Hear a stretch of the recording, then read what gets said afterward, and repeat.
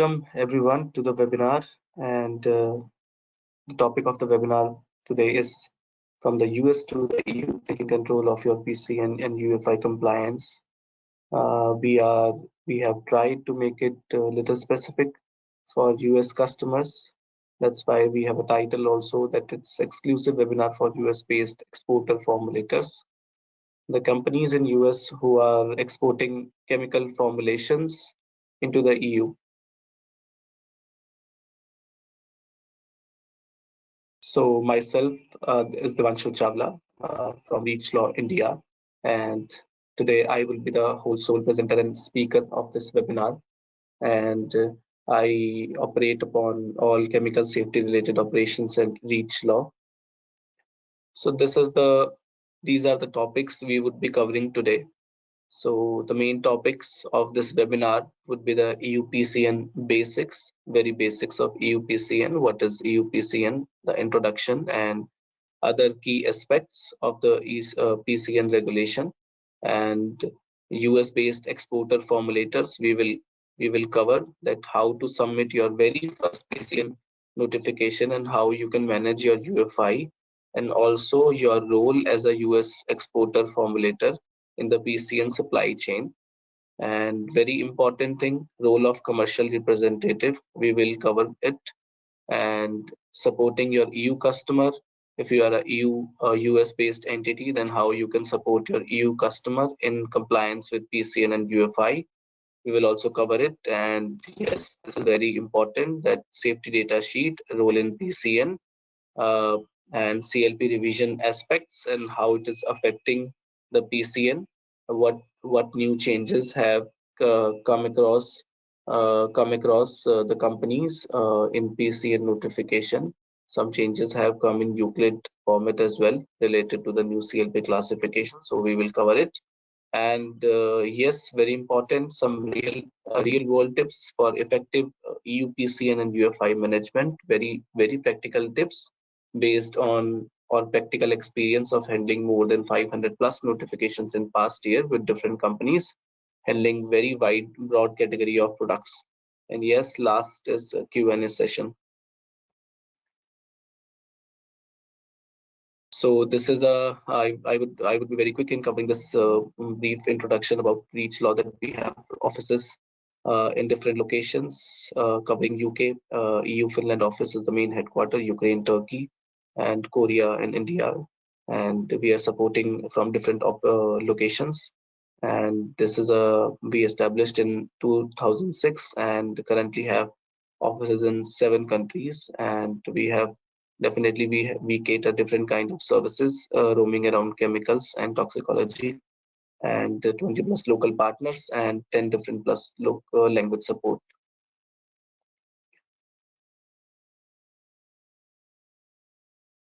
Yes, this is again our quick services what we cover in Reach and Reach related services, support for global chemical regulations and support as OR.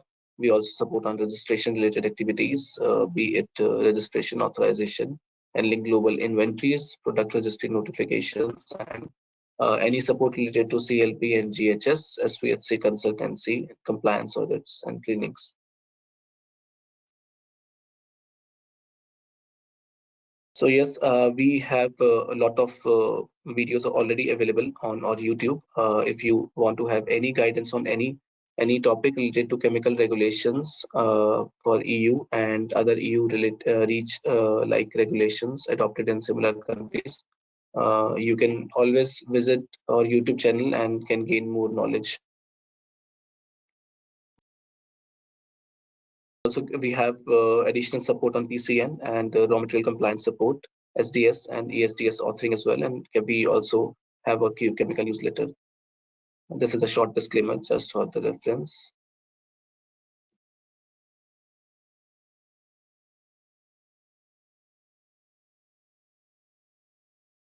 Okay, so let's start with the main topic and main agenda of today's webinar. The first one is EU PCN Basics. So for US companies, they are already be complying with the US local laws. One very important law for handling industrial chemicals, that is TSCA, Toxic Substance Control Act, and also to comply with the raw material. California Prop 65 list is very important in US, but when you supply your material or chemical mixture in Europe, this regulations changes, and now you have to comply with the REACH regulation, which is registration, evaluation, authorization of chemicals. I think most of the companies are already aware of the REACH regulation. This is not a new regulation, but a very old now, I would say. And when any EU exporter or from EU exporter exports their chemical or formulation into EU, they have to comply with REACH, or either their customer have to comply with their REACH. So if I say overall in the supply chain, in the overall supply chain should be compliant to the EU regulations when it is imported into the EU. But yes, one common thing which is common in both the regulation is that both the regulations are risk-based regulations, and both has GHS and CLP adopted. But in EU, there is one catch, that under CLP there is additional obligation, additional clause or article, you would say, that Article 45 is introduced in CLP, and Annexure 8 is also introduced in Article 45, which is actually poison center notification.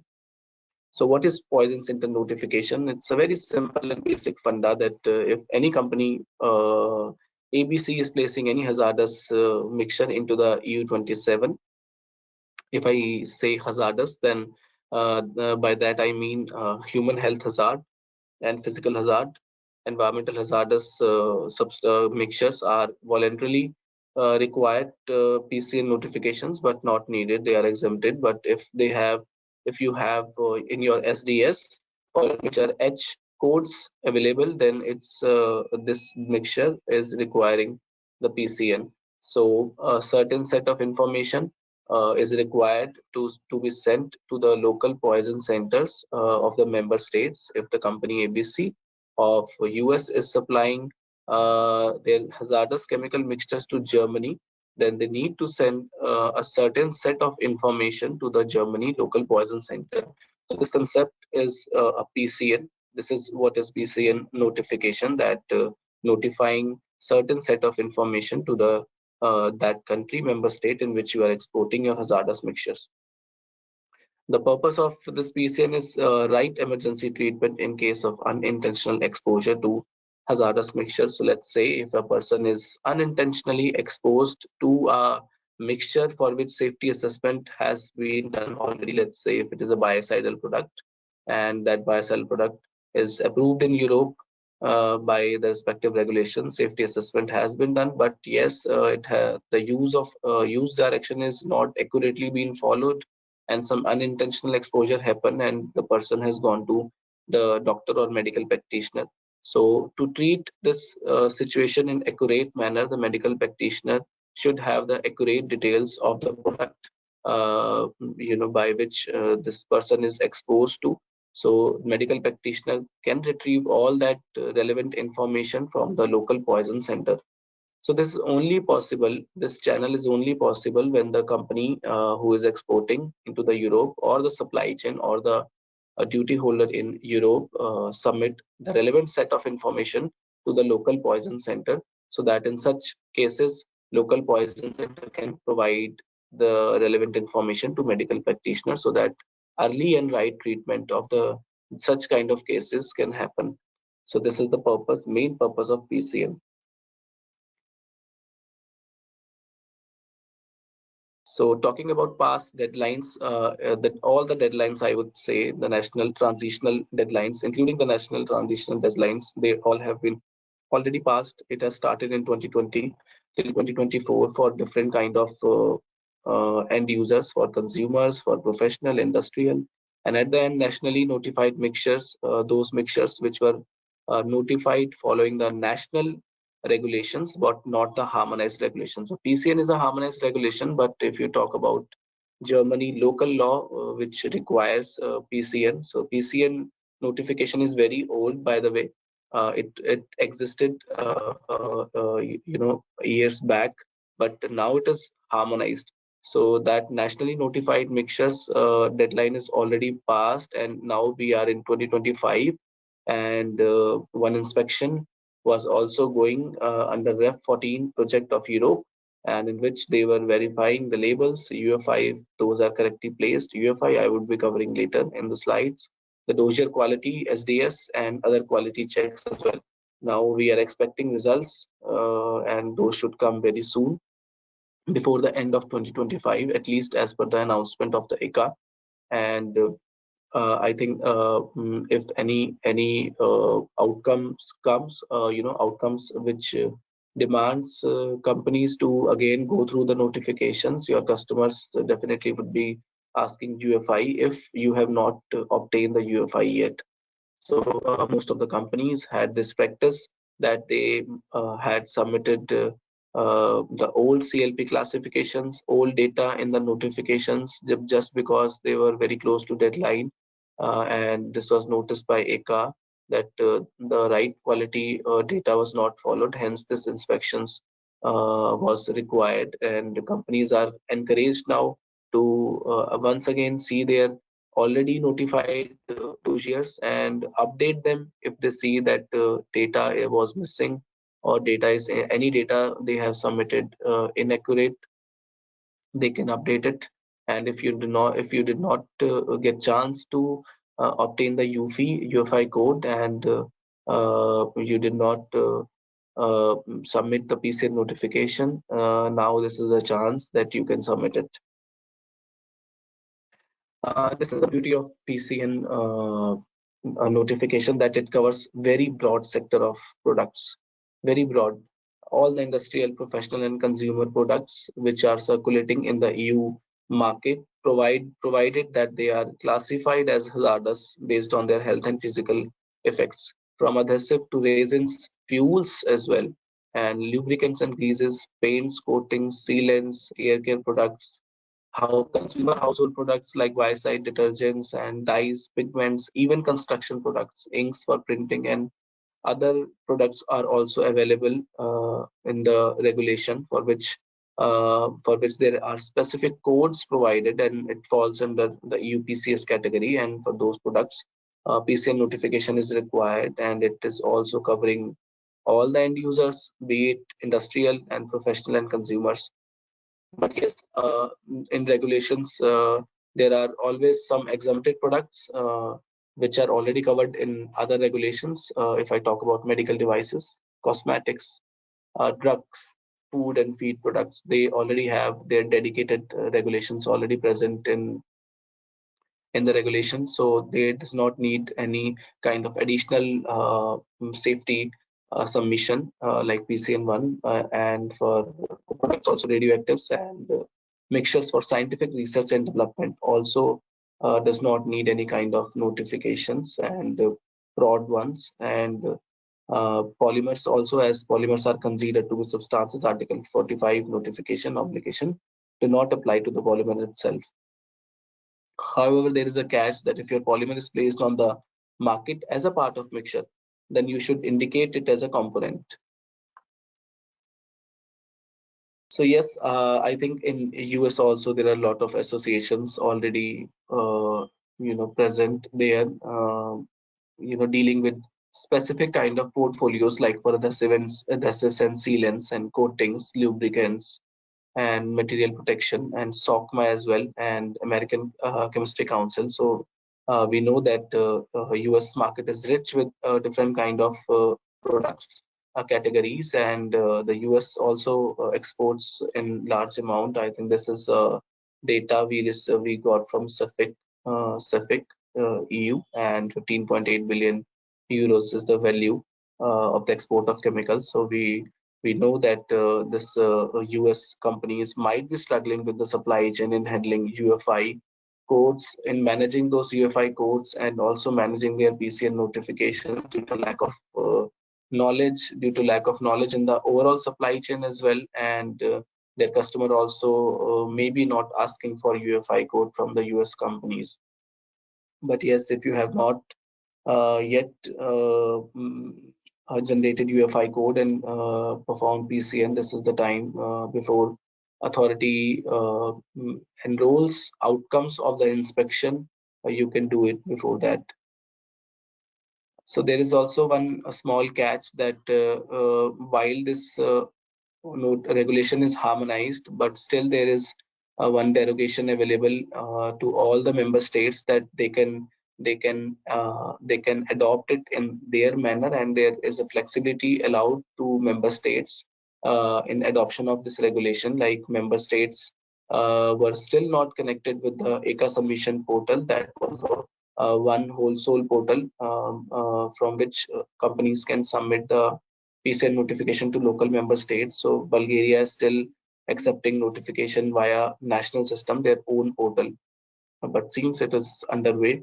And accepting notification through ECA submission portal or national system, both. Some countries are accepting it through both. And local language requirements are also present, like Austria, Cyprus, Czech Republic, and the mentioned countries. They also need PCN notification in their one of their local language apart from English. And yes, notification fee is also there. Belgium, Hungary, Italy charges fee, where Italy has a small fee and Belgium has a very hefty fee, and companies are avoiding submitting notifications to Belgium just due to their fees. And most of the companies are also waiting for Belgium authorities to waive off the fees and place product in market after poison center information. Belgium, France, and these mentioned countries says that once you receive notification after submission that this notification is received by the respective member states, then only you are allowed to place this hazardous mixtures in the EU market. Otherwise, you cannot place. Yes, so US based exporter formulator. Now, if you are a US based company and you are not obliged directly under PCN because you are not falling into the territory of EU and you are not falling under the EU law, respectively. So you are not a direct obligator. But yes, to maintain your business, companies industry practice says that non-EU companies also perform voluntary notifications for their customers to maintain their business. But yes, initial hurdles we have identified for US companies dealing with or existing US clients as well, that the first hurdle is that there is a difference in regulation with which we have to deal with. In EU, it is EU CLP, and we need EU CLP compliant data, EU SDS compliant, EU regulation compliant SDS, and ECA and L inventory classifications we have to follow. But we see that the data we receive from our US customers is totally different and totally non-compliant. It is not accepted, and it generally fails to pass validation check when we submit.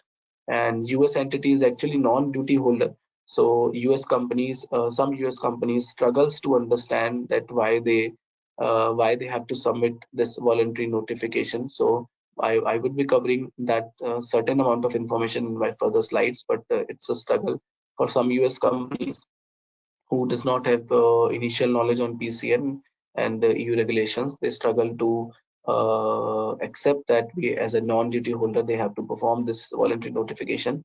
And if they perform it, then there is a struggle also to manage the data, what is required, and all the UFI codes management. If they have, more than 100 products, then 100 to you manage 100 UFI codes. It is sometimes difficult which UFI code to be generated for which set of products, and on which labels they have to go, and what are the labeling instructions and as well. And if in case of significant changes, this UFI code also needs to be changed. So this whole overall process of managing UFI is a struggle for sometimes non-EU companies and US companies, and EU representative as well. So I would be covering this EU representative in my further slides. This is a very simple and a small example just to provide you a glance that how the data is different. And this is a same. These both are same product, but you can see the left hand side. This is a US SDS, and the same product, same components when converted into EU compliant SDS. You can see the change in the classification. The extra classification we have received now is it is now germ cell mutagenicity. It's carcinogenic as well, and it's hazardous to environment as well. So what should be the approach and checks for a US based exporter while submitting or while preparing for their very first PCN and UFI code? So it starts from customer asking UFI very generally. Very generally, it is a very general case that you might come to know about PCN and UFI when your customer, EU customer, would ask you that please provide the UFI code. Then from here the story starts. What is PCN? What is UFI? What should we do? So check if your product is hazardous. This is the first step, that if your product is hazardous as per EU law, then you are indirectly or directly falling under the PCN obligation. And the second check is check your role in supply chain. In supply chain, if you are a direct duty holder, in case of most of the some of the US companies, they also have sister companies in EU, and sometimes those EU sister companies are the arrangement is such that those EU sister companies are importer of their materials, and then they are supplying to the further EU customers. So in such case, their EU entity qualifies as importer and direct duty holder. But if there is no as such arrangement, if your customer is the wholesale importer and you do not have any or entity in EU, you are actually non-duty holder. But yes, there are provisions in which you are required to submit this voluntary notification. I would be covering in my further slides. And check your product category. Some products are definitely exempted, like biological products, I would say, and some of the products can be exempted if this is not a typical product which is falling under EU PCS category system. Then your product might be exempted, and you do not need any kind of UFI code or activity, and that can be checked with the local member states as well. Check countries in scope and their specific requirements. Some countries have their national legislation still applicable, like we have seen that the flexibility is present with the national member state to adopt flexibly the PCN regulations, like language requirement, fees requirements. Some says that although you are performing harmonized PCN notification, but you still have to follow our national legislation and go on our national portal and submit SDS. And then another one is choose EU-based entity as your representative for PCN submission. If you are a non-duty holder and you decide to proceed for PCN notification, then you must choose EU-based entity like a consultant or any other company in EU who can represent you in the PCN submission. Example, Reach Law Finland. We are representing multiple non-EU companies and managing their submissions and UFI code, and discuss production scope and submission strategy with your representative, that what are the production scope exactly, what data you have with respect to EU regulation or with respect to US regulation, and what would be the submission strategy, timelines, how to generate UFI codes, how you would use these UFI codes to your customer. Is there any specific requirements or any specific concern of your customer related to UFI codes? All these things comes under the submission strategy. Then where do you stand actually if as a non-duty holder? So you can see this entity can have a different roles: importer, formulator, rebranding, refilling, or a distributor as well, and relabeling as well. But you are, as a US company, you are a non-duty holder, and being a non-duty holder, you do not have a direct obligation. So as a non-EU entity, what you can do is check with your customer why they require the UFI, and previous checks what I have already covered. If you are falling under all those checks, then to maintain your business, you can perform a voluntary notification. So obligation on non-EU entity to perform PCN notification is also exist in the guidance documents, and non-EU entity they are treated as a non-duty holder. When I say duty holder and non-duty holder, people sometimes misjudge this word as that as a non-duty holder they do not have to do anything, but it's not true. As a non-duty holder, what I majorly mean is that you do not carry any risk or liability on yourself directly. Then role of commercial representative, it's very important. So are you a US-based manufacturer, non-EU entity? The commercial representation is required for the submissions. You cannot submit on your own. Why? Because EU entity account is required to manage all the submissions. So all the non-duty holder, you do not have a direct risk or liability under the CLP obligations. But yes, EU importer is actually a duty holder which requires mandatory PCN notifications. I will cover this why still you have to do it. So why should we do it as an US entity if the EU importer is actual duty holder? So the catch is that resins, adhesives, and lubricants, greases, they all have confidential compositions, confidential ingredients, proprietary components, ingredients. So if your customer is going to perform PCN, they are going to ask you about the exact concentration and exact composition detail, full 100%, and any confidential detail you are not willing to disclose it, you have to disclose it to your customer so that they can perform the PCN. So you have to disclose all the confidential data with your customer so that your customer can perform this PCN notification.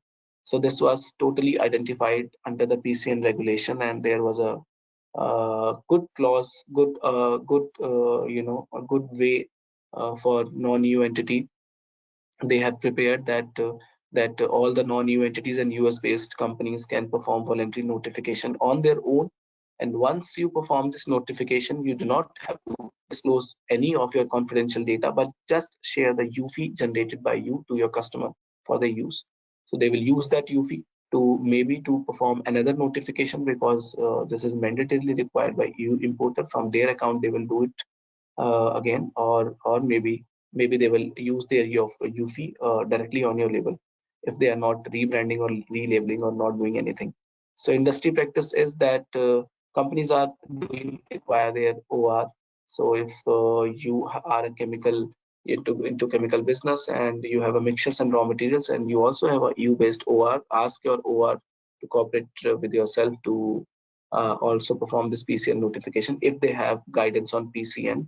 If they do not have guidance on PCN and they do not have clarity on commercial representative role, then you have to select any other options as well. So one confusion is also there that OR which and CR is same. CR stands for commercial representative, but it's not same. OR is a very consolidate and a heavy duty under REACH. It falls under REACH. It has risk and liabilities under REACH, but commercial representative is just an additional rule created to ease out or to ease out this process and to provide a solution to the companies who want to keep their details confidential. So roles of commercial representative, if I have to summarize quickly, those could be that represent you in EU, totally represent you in EU for all your PCN notifications, and no liability as EU REACH OR, and handle account creation using its own EU entity, and handle all your PCN submissions, handle all your PCN submission related data, including the data validation, and will guide you on the EU regulation as well. What all data correction is required, generate UFI code using its own EU entity VAT number. Sometimes without VAT is also possible, and handle your customers and enforcement queries related to PCN in case your customer queries comes up regarding UFI code or PCN related data.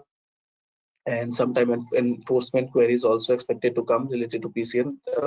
Your CR should handle that and handle future updates and management of all submission UFI codes.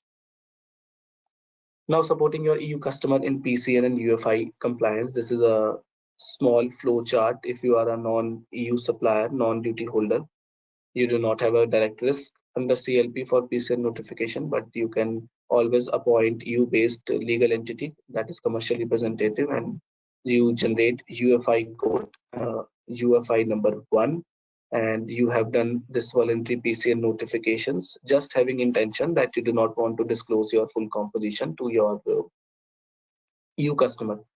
So if your EU customer, because this is a mandatory notification for EU-based entity, they can again perform this notification using your UFI. So when your customer will be doing this PCN notification, the format asks the full composition details. So because you have this, you have decided to not disclose the full composition and you have decided to go for voluntary notification, Now you have a UFI code which your customer can submit instead of submitting full composition from their account, and they can generate another UFI code, UFI2, and submit it and use this UFI code 2 on their label. This is how the channel is designed as per the guidance. But in industry practice, many EU customers are straightly using the UFI codes generated by the commercial representative of non-EU entities on their label. Still, there has no been major issue or a major point raised by authorities, but because inspection has been done and outcomes, we are expecting the outcomes before end of 2025. So we are also waiting. Maybe this point will be raised that this is not managed correctly in industry practice, or some point will be raised. Then again, some corrections have to be made. So yes, there are different kind of notifications type. Standard submission, which is a by default setting in the Euclid. Limited submission, limited means you are not providing full data or limited data, especially in terms of composition. So in SDS section 3, you do not provide all the full composition, but only those which are hazardous. So under limited submission, you are allowed to submit only those section 3 hazardous components, but this is very much applicable to industrial use only, but not to the consumer and professional.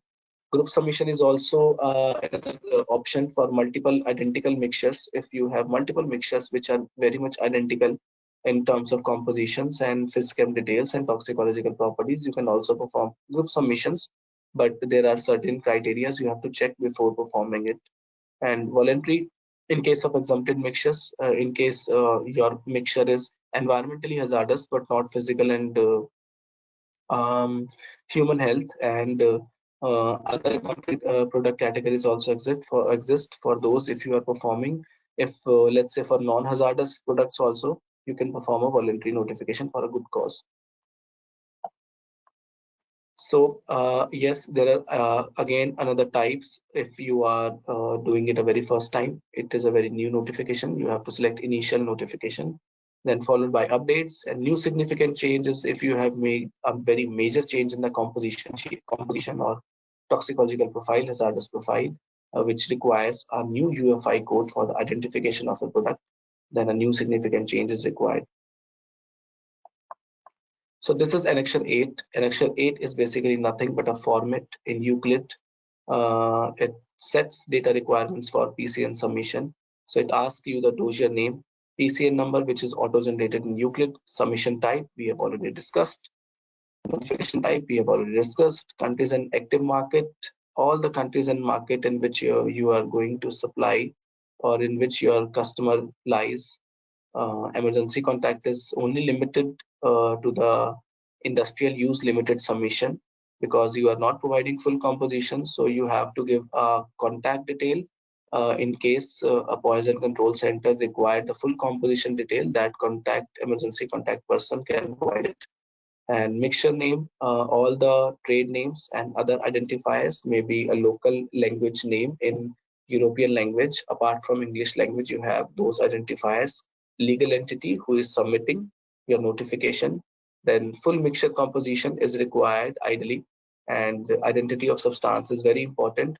You cannot provide your own name or US chemical inventory name, but you have to check how it is presented by ICA C&L inventory, the name present in as per harmonized classification or C&L inventory. You have to check that only those names pass validation check, and it is as per CLP. Mixture in mixture, if you have a mixture in mixture, it means you are using a mixture to formulate another mixture. So identity of all known substances for that mixture is required, like trade name, concentration. If this mixture is hazardous, then UFI code is also required. And in case of no UFI, these are some at least certain details which is required. Also, there is one case that you are not allowed to use your own concentration ranges, which is present in SDS. Generally, I have seen in SDS for ingredients, companies list very wide ranges, even crossing 20%, like 50 to 80. sometimes it's 60 to 100 as well. So this is not right approach and not allowed in PCN or PCN submission. So you have to see first your component hazardous profile, and as per your exact concentrations, you can see two tables. The first table on the left side is for hazardous one. If your product, let's say, is acute toxic category 1, then under the band you have to see what exact concentration you have. Let's say if you have 9%, it's falling under the third row, 1 to 10. Then the only allowed concentration range is 1%, so it can be 8 to 10. And for the second table, the ranges are wide because those are for the non-hazardous or for the hazardous products which are not covered under acute tox, STOT, SERE, skin corrosion, and eye damage. Generic component identifiers is also a concept for compositions. Like if you have a lot of perfumes contained in your product, then rather than giving all the components individually, you can group them and create one set that is called GCI. That's a generic identifier which will identify all the perfumes. But yes, there is a limitation that for perfumes, the total concentrations of all the components should not exceed 5%, and for coloring agents, it should not exceed 25%. This is a small example you can also find in the guidance document. And another one is interchangeable component, ICG. So let's say if you are using one raw material, but the same raw material, let's say ethylene glycol, you are procuring it from different suppliers. So because you are procuring it from different suppliers, you might be maintaining different entries, and you don't know in which batch which supplier's chemical is going on. So you can again create one set, that is ICG, which will represent all those different procured same chemicals. But the conditions are that identical technical function should be there, and classification should not be different. Let's say due to some impurities, some classification can be changed, toxicological properties, and others so on. Then the classification as per CLP is required in the data set, and UFI code, 16-digit UFI code is required. Product details like color, physical state, packaging, size, material, and end user category is also required. Industrial, professional, consumer, and end use means this is also noticed that companies were putting a wrong end use. So they were stick to their customer but not to their customer's customer. This is why this is termed as an end use. End use means where the use is getting end. It means if you're supplying to your customer, which is industrial, but your customer is again supplying to the professional, and if you are performing a PCN, you have to cover all the end uses. It means not only industrial but professional as well. And toxicological information generally from section 11. Otherwise, if any additional details you carry, you also must submit this in new information in the toxicological profile. Then what is UFI? UFI code is 16-digit alphanumeric code which is generated with the company's VAT number and a formula number. And without UFI code, poison control centers cannot identify your product correctly. So this is a 16-digit code which is goes on label, and there are labeling guidance as well how to put this UFI code on the label. And without UFI, no PCN compliance is there. Inaccurate identification could be there in case of emergency, and no right treatment, and or maybe delay in emergency response can happen. So if you see any hazardous product label in Europe, if you are not seeing UFI, then this product is definitely not compliant.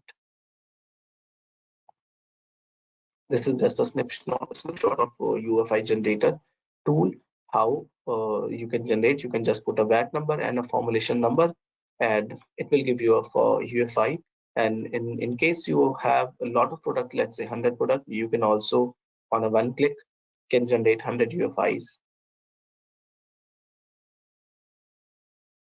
This is a very small snapshot of how the submission proof look like. In the it succeeded with a tick. It means it has submitted. It also lists that the submission has passed the validation check. Maybe it is not covered in my snapshot, but it will also give you this indication at the very below in the submission proof that your submission has passed the Euclid validation check. So you can see the submission events, it is received by all the member states. If you remember, some member states has their own flexible adoption that they require companies to first receive this notification that it is received by the respective member state before placing in the EU. So this is important. Yes, so end-to-end process. If I am acting as a commercial representative, Reach Law is acting as a commercial representative. So what all support or what all end-to-end process should be in place for quality PCN submission? Otherwise, you may need to recorrect again and again in future, making unnecessary updates, which might highlight your mixture to the member authorities that number of notifications are more for a single product. So to maintain quality is very important. So yes, first understand your mixture and scope. What is your mixture? What are the main formulants? How many variants are present? Your customer end use and your customer end use category, product sector it means, and what all countries are in scope where your customer is placed.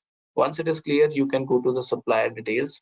If you are a non-EU entity or a EU entity, or if you have a sister company who is acting as an importer, sometimes I have seen that there is a miscommunication or a communication gap between US companies and their sister companies. I don't know why, but US companies decide to go for a notification.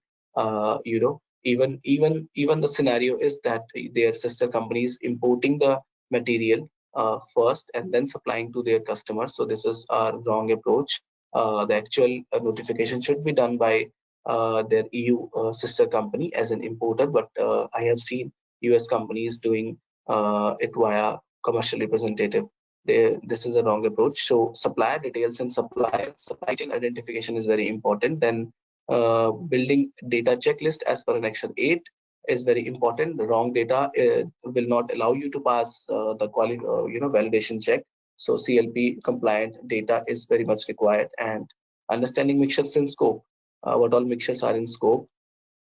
Then ICA account creation is another step, that if you do not have existing ICA account, you need to create this ICA account. Then you click user data creation in PCN working context and UFI generation via UFI generator tool. So this here comes the UFI management, depending on the main formulas, number of main formulas and number of variants. UFI could be managed, and the strategy can be prior discussed with the companies if the commercial you are doing with the this activity with your commercial representative. Then dossier validation, quality checks pass, and then download submission proofs and status of submission for your reference, and you can also share it with your customer that yes, this is submitted and all the member states have received the notifications, so that your customer your customer understands that this is now this is compliant and they are out of risk. And further actions are that if you have generated UFI, you can give this UFI to your customer, or if any labeling is requirement, then you can follow labeling instructions and label your UFI. Yes, this slide is old. In our previous webinar also I have covered. Yes, this pilot project on PCN inspection was going on under Ref 14 project in EU, and now we have jumped to the 2025. So we were supposed to have the full project report after inspection between 16th August to 1st December, but as we are still there's time left, we are expecting full report outcome of this inspection, and the companies may have to recorrect or update, or maybe there would be changes that they have to do in their PCN submission. So this report is not out now or till yet, but we are waiting for that. Now SDS has a very specific role in PCN, because SDS is a wholesale document which helps in communicating all the safety and hazardous related communication in the supply chain.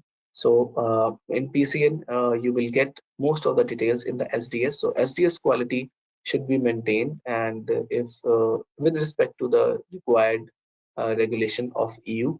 So current regulation as per each amendment is EU 2028-78 format, and trade name, product identifiers, mixture CLP classifications, even composition level detailed CLP classifications, toxicological information on component and whole mixture level, and local language also you can get if you have a local language SDS. And you can also, using this SDS, communicate UFI number, but it's voluntary, it's not mandatory. So SDS quality should be maintained with respect to the EU regulation when you are performing PCN notification. So yes, also, I've noticed that trade name classification, sometimes these are not exactly matching in SDS label and PCN data set. So it's also very important because all these three things comes under GHS and CLP regulation. So everything should be same in all those three things: SDS, label, and PCN data set. Also, you can list down the poison center numbers, emergency numbers in your SDS section 1.4, and it's available on PCN website that what all numbers you can use, but it does not guarantee that you can use. You should also check with the member state if you can use their number as an emergency responders. Like some authorities also charge fees to take up calls, such calls for hazardous mixtures. So you also have to check, you should check those local member states websites as well. Now CLP revisions, you might have already come across, this was in news in past as well, that there are new categories and classifications which have now arrived: endocrine disruptor, PBT, and PMT for environment as well. So if your chemical ingredient component as a part of a mixture or as a whole mixture is falling under these categories, you also have to declare those now in PCN dataset. But yes, there is still time and deadline, which differs for the substances and mixtures which are already placed before 2025 and for mixtures 2026, and for which are not being placed as of or before 2025 and for mixtures 2026. So there are different timelines available uh, to label and to classify them. But yes, if you go to Euclid, there was a news in following this in May 2025 that now Euclid data set, you can see these classifications in a pick list. Now you can select those. So if you have already classified the substances, you know that in Euclid you have to disclose that. And this Euclid is linked with the EU C&L inventory. If you put CAS number and inventory number, it pops up, the EU inventory related name of the chemical substance. So I think they are going to link many kind of data at ingredient level with their inventories, which will, at back end help validation checking to see if any component was SVHC or ED, and if it is incorrectly declared in PCN dataset or if it is missed. So I think these kind of things ECA definitely is doing, and this is automation. Now, real world tips for effective EU PCN and UFI management. This is again a good slide. You can maybe a takeaway notes for you that assign UFI carefully. First one, that if you are assigning UFI, you have to assign UFI carefully. I have seen that some companies were assigning UFI very, those were careless while assigning UFI. Why? Because they were assigning UFI supposing that out of 10 mixtures, 4 mixtures have same property, so they can label the same UFI on those four products. But I have came across one case where out of 4 products, 3 products were different, totally different in terms of classification. But that was an assumption of the company because the products is same, the category end user is same. Those are all adhesives, and those are all raisins. Some were raisins. So they had an assumption that UFI can be same because most of the hazardous property is same. So that was a blunder mistake. That the UFI should be taken care of very carefully, and respective PCN management also. Then supply chain issues. If you have any query in supply chain, what is your role and what is your customer role in supply chain as a duty holder, non-duty holder to maintain business? Who is willing to perform PCN notification? The supply chain issues, you can consult with third-party consultants, or maybe you can take your call and Another one is, yes, if you have done your PCN notification, you did not check that there is an update which is required to perform on PCN, like a small trade name change, or maybe you are supplying it to the new country, but that country was not involved in your previous PCN data set, and some additional toxicological information, maybe in small concentration, minor changes you have performed. Uh, I have seen companies doing little adjustments in the concentration ranges so they can bypass some severe classifications and to bypass DG classifications. So they do it, uh, uh, after doing PCN notifications. If they face any hurdle with their shipment or with their specific customer, they do it, but they forgot to update their PCN notifications. So always keep your PCN notification along with all these changes. And PCN fee could be a technical, pitfall. Definitely for Belgium, companies are not willing to perform it. And old SDS, if you are using for which you have not updated, it's not a right practice. Update your SDS at least 5 year in once in a 5 year, and as when required. And CLP classifications are non-compliant, you are relying on your raw material supplier, that your raw material supplier has said that yes, we are using this classification, but you did not have you did not put a check upon this, that if your supplier is correct or not, if their supplier SDS is correct or not, and you have used it, maybe your mixture classification is also wrong. So CLP classification checks is required. And composition details, sometimes wrongs, hiding some components, and not giving the correct concentration ranges is also not a correct approach. Full end uses are also not covered, sometimes we have seen. And yes, the yellow guy, don't be the yellow guy, ignoring and not doing anything until any action taken by authorities. As we know, inspection is completed, and soon the project report and outcomes will be out. So yes, these some tips again for you to take away, that supply chain communication is a key to successful compliance. This is very important, that you manage your supply chain effectively, and this is a key to successful compliance, be it for exporters, be it for importers, and handling global procurements, and handling global business. Supply chain communication is very much required. UFI management is a key definitely for PCN. Ensure the correct UFI is used and corresponds to the notified composition, and job does not definitely stop at submission notification once, but yes, maintenance is also required. And don't leave it because you don't know, but consult ECA or experts or consultants like Law, and keeping best practice with below can solve, yes, 90% of the problem.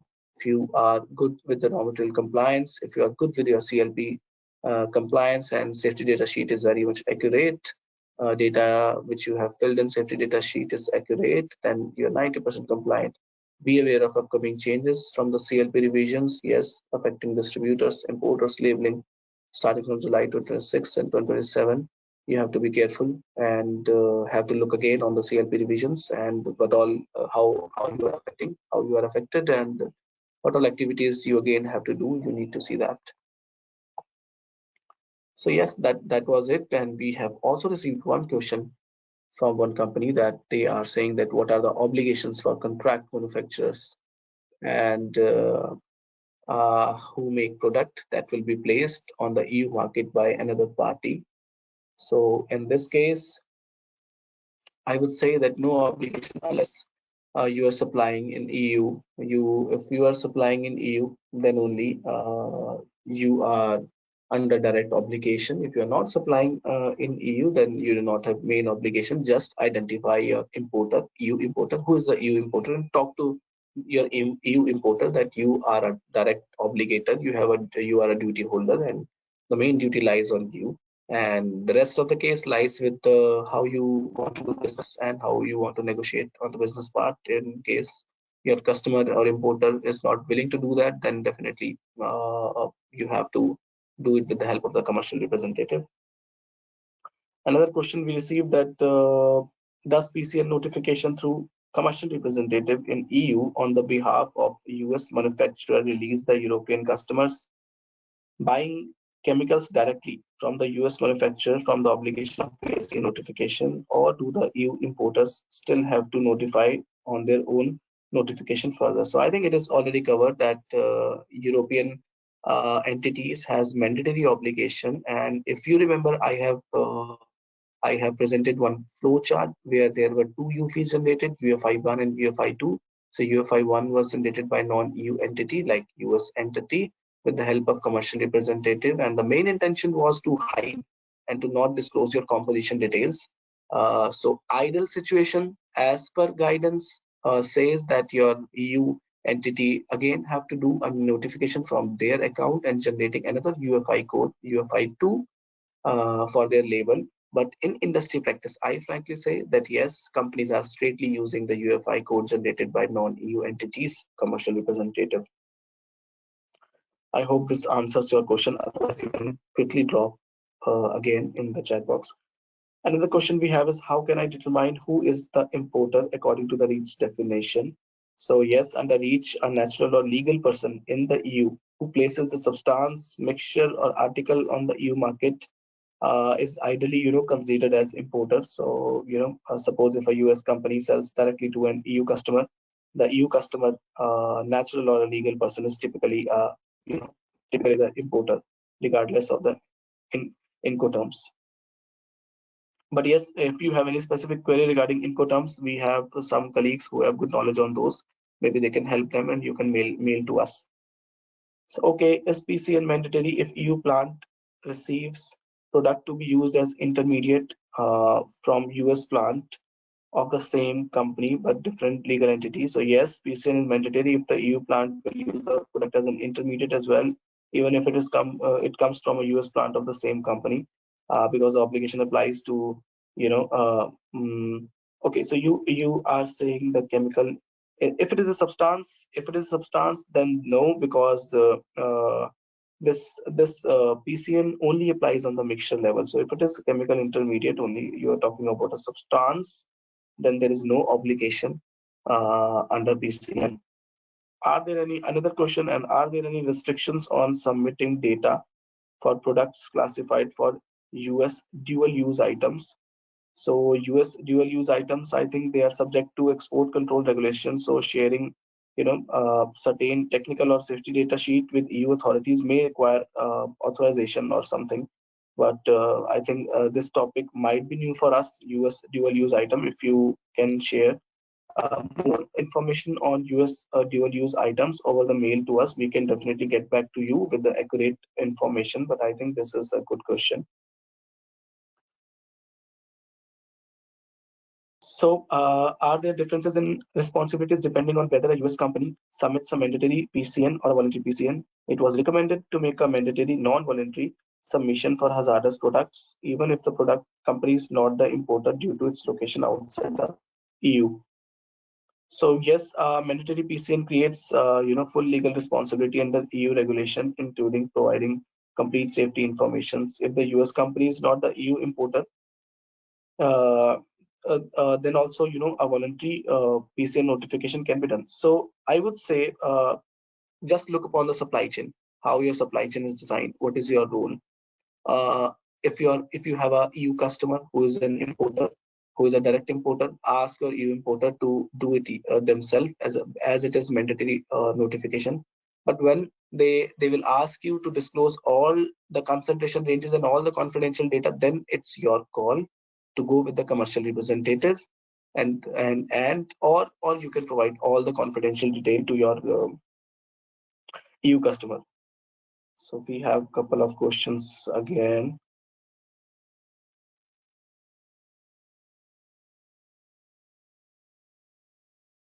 Further, also US company does not need to submit PCN notification mandatorily. It's just an easy way out to not disclose your composition to your EU customer. That's why non-EU companies have started doing their own notifications with the help of commercial representative.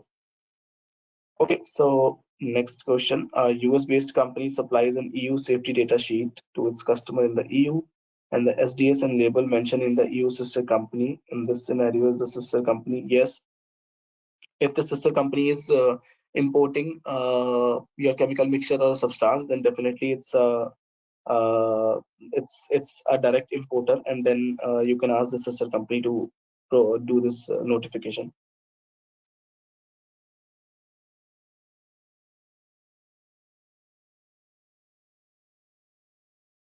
So I was just again going to the through the question. Maybe I was very quick. So the whole scenario depends upon the sister company or the main company to which you are supplying, who is actually procuring your chemical mixture. If your sister company is procuring your chemical mixture, then your sister company is the importer. They have to do it. Otherwise, the company, other parent company who is importing the mixture, ideally they have to do it. But in I have seen that companies have their own regulatory division to manage such kind of arrangements and supply chain. So I cannot give a very consolidated answer, but very ideal and a generic answer that who is procuring actually procuring the chemical mixture on their facility site and qualifies as importer. Ideally, they have to do it. Otherwise scenario is that in industry they do have regulatory divisions who handle such kind of scenarios using sister company account maybe or another company account maybe to do it. Uh, so this is also allowed. How to manage composition in case or extra EU supplier does not provide exhaustive compo information, for example, on non-hazardous components. You have to, this is a supply chain kind of work. You have to work with your work with that customer or a company to provide that and make them understand the importance of this PCN compliance. And if they are not willing to disclose, then I think the best way you can guide them to go with the commercial representative and do their own notification and just provide the UFI generated to you.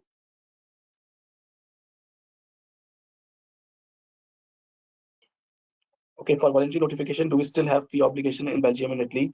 Yes, ideally for all kind of notifications, this fee exists, but not sure. If you want to waive off this fee, you can maybe once connect with the Belgium authorities and write it to them that hey, we are doing a voluntary notification, and still if still the fee applies or not, can request if we can waive off the fee. Maybe there are chances they can waive off the fee, but it's not in guidance written very much clearly about the fees, and not in the overview files of how member states have adopted this regulation that for voluntary notification it's waived off. So you have to maybe once connect with the member state authority, respective member state authority. So thanks. Those are good questions, I think, but still, I hope I was able to provide you good answers. But still, if you're not satisfied, do not hesitate to contact us on this email ID to write us your specific query. We can definitely get back to you with more consolidated answers, which can definitely help you manage your supply chain and compliance in a better way. And in case you have other queries related to PCN submissions and CLP obligations and in another services as well, raw material compliance as well, or SDS, ESDS, regulatory intelligence, do not hesitate to write it to us on this email ID. This is also relevant contacts. Maybe you can note it down. So thank you. Thank you everyone for their wonderful participation today.